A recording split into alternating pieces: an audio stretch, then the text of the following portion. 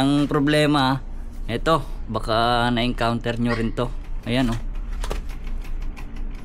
Gumagalaw na. So maluwag na yung ano sa loob, yung rubber damper niya. So gagawa namin ng ano, ng paraan na walang DIY, walang gagastusin.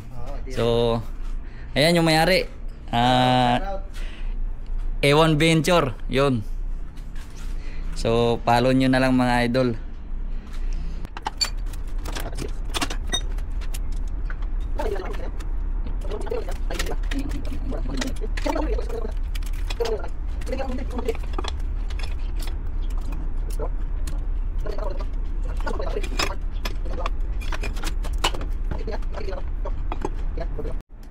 So ayan mga idol, ayan oh, luwag. So nadidelay yung ano, yung power pagka ganito. Kumbaga umarangkada ka na, yung gulong mo hindi pa. So malimit din ang ano nito, nababasag to eh, ito. Pagka ano, mabibigla. Kasi hindi sumasabay yung gulong eh. May nakita na pala mo basag yan. Oo. Yung kagrupo din natin. So gagawin natin para hindi na tayo bibili ng bagong ano, damper kasi matibay pa tong damper na to eh. So lalagyan natin siya ng ito. Yan. Pinagbabawal na teknik. Yan. Magugupit tayo ng ano, magkasya dito. Tapos para sumikip lang. So mamaya pakita natin. So, ayan, may siningit lang tayo na ito, mga interior. Yan.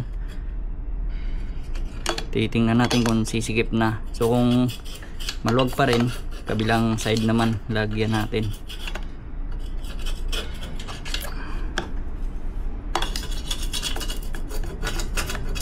Yan mga idol, follow nyo rin si A1 Venture. Ayan, mas matindi yan, naglalapag ng ano yan, kayamanan. Ayun, hindi na matanggal. Mekaniko ka na ngayon.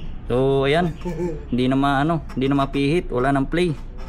Paano? Tigas, hindi na rin matanggal oh. Hindi tatakbo.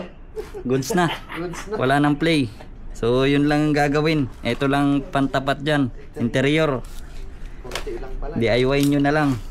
So ayan, okay na, wala nang kagalaw-galaw. Skip. Parang ano ulit, virgin. Yan yung motor ni Paps. So yan yung mayari oh. Follow nyo na lang mga idol. Yan, A1 Venture. Yun, pogi yung mayari niyan.